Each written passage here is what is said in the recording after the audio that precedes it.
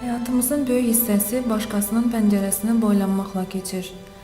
Kim kasıbdır, kim varlıdır, kim gülümsəyir ya ağlayır, kim bədbəxtdir və ya xoşbəxtdir. Baxmadığımız tək pəncərə bizə özümüzü, öz həyatımızı göstərən pəncərədir. Qonşu evin işıqları ilə isinməyə çalışan öz qaranlıq pəncərəmiz. Bu dəfə onun pəncərəsindən baxsaq, çiçəklər və işıqla yanaşı mavi səma, gülümsəyən uşaqlar və böyük, əsrarəngiz, maraqlı bir dünya görərik.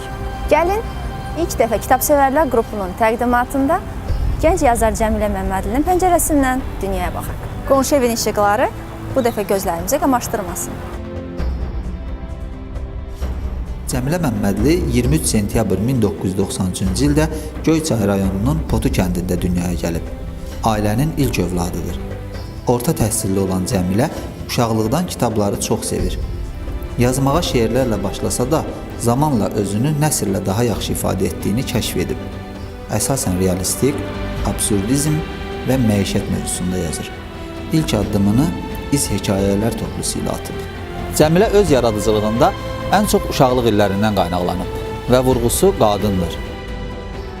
Gah aynalarda özünü itirən qadın, gah sorğuya çəkilən, gah tanımadığı birinə məktublar yazan, gah uşaqlığının xatirəsini təbəssümündə daşıyan, gah niyə sevməli olduğu sirri olan və Uşaqlığını yeniyetməliyini, Arzularını, xəyallarını pəncərədən gördüyü işıqda axtaran qadın.